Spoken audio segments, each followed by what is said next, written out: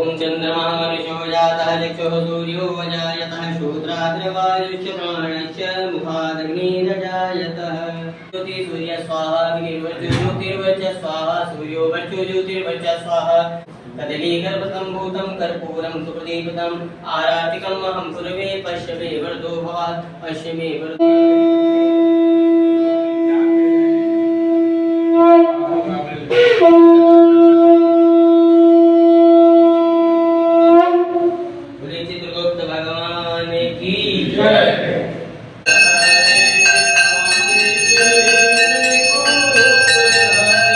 इसका स्वयं भी अध्ययन करिएगा।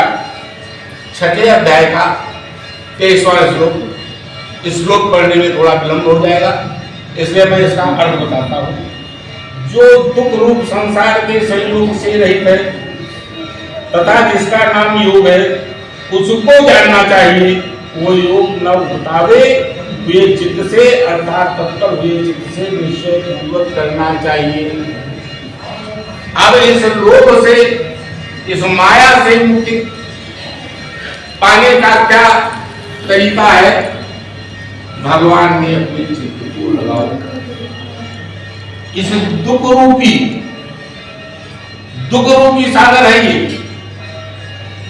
यहाँ पर लोग कहते हैं कि मनुष्य की योनि सर्वोत्तम योनि है, बड़े भाग्यवान स्तन पावा, बड़े भाग। और भगवान को ये बड़ा मजा आया कि चलो मनुष्य होकर के देखें। भगवान भी मनुष्य का अवतार लेने चले आए, इसलिए कि बड़े भाग्यवान स्तन पावा। भगवान ने भी कहा कि मैंने इस मनुष्य को जो जन्म दिया है ये तो बड़े सुख झेल रहा है।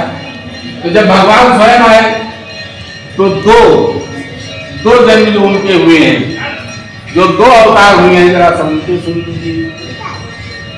कृष्ण जी राम गर्भ का दुख उन्होंने भी सहा, इन्होंने भी सहा। उसके बाद आने के बाद कृष्ण भगवान जीवन पर्यंत संघर्ष करते रहे। एक दिन का सुख अगर भोगा हो, उपदेश दे गए कि माया से दूर होने के लिए भगवान की भक्ति करो। तुम तो भगवान के, तुम किसकी भक्ति करो? तुम भी बसे रहे, कैसे हम तो भगवान नाम आ गए। मनुष्यों का पूरा मजा चल लिया उन्होंने। जंगल में भी गए, पत्नी की छूटी, वियोग भी हुआ, सब कुछ हुआ। तो ये जो मनुष्य का जन्म है, लोग कहते हैं कि बार बार हमको भगवान इसी जन्म में पैदा करना, लेकिन श्रीमद् भगवत गीता कहती है कि आप योग सिद्धि के द्वारा परमात्मा की प्राप्ति करिए, और परमात्मा की प्राप्ति करके अपनी आत्मा का परमात्मा में विलय कर दीजिए। इस भव सागर में दोबारा मत आइएगा। ये संसार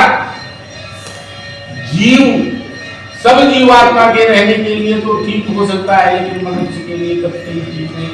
फिर मनुष्य नहीं होंगे तो ये पृथ्वी कहाँ से रहेंगे? आप भगवान से के चरणों में आए हैं। माध्यम होता है, सबके पास जाने का माध्यम होता है। आप अधिकारी के पास जाते हो, चपरासी से मिलते हो। आप किसी के पास जाते हो, देवताओं से मिलते हो। भगवान के पास जाते हो तो देवता। अब भगवान चित्रगुप्त भी हमारे माध्यम है। भगवान चित्रगुप्त, मैं अभी पहली बैठी थी, मैं बता रहा था कि पता नहीं क्यों भगवान चित्रगुप्त की पूजा नहीं हुई।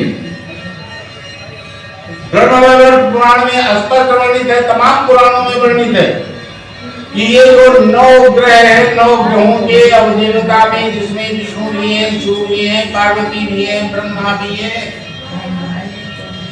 बृहस्पति भी है, उनमें भगवान चित्रगुप्त भी हैं। ये केतु के अधिदेवता हैं, ये केतु के अधिदेवता, और केतु किसान केतु ग्रह सबसे विध्वंसकारी ग्रह। हमने एक बार बताया था प्रवचन में, ये पुत्र है और ये कर्जा, ये हमसे कर्जा उतरवाने आता है। विष्णु ने भी कर्जा उतारा, ये कर्जा उतरवाने के लिए आता है। ये पैदा होता है तो कष्ट देता हुआ माँ को पैदा होता है, और जब 48 साल होते हैं तो वो सूली चालू कर देता है। सबके घर में होगा, सबके घर में होगा। ऐसे बहुत कम पुत्र होंगे जो आपसे कर्जा न उतरवा रहे, थोड़े से, लेकिन ये भगवान से दुख उनके होता है, बड़ा सरल। आज मैंने रंगीन भात का प्रसाद, आज मैंने रंगीन भात का प्रसाद बनवाया, ये पुराणों में वर्णित, ये प्रसाद के रूप में आपको दिया जाएगा, ग्रह शांति के लिए। आप भी इसको लीजिए और अपने घर पे लीजिए।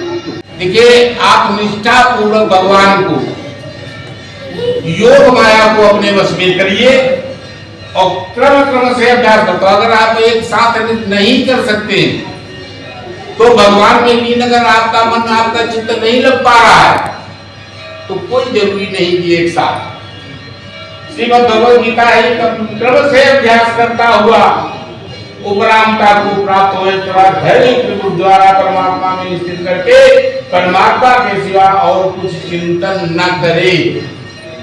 अब आप उस माया से मुक्ति के लिए क्या करना चाहिए?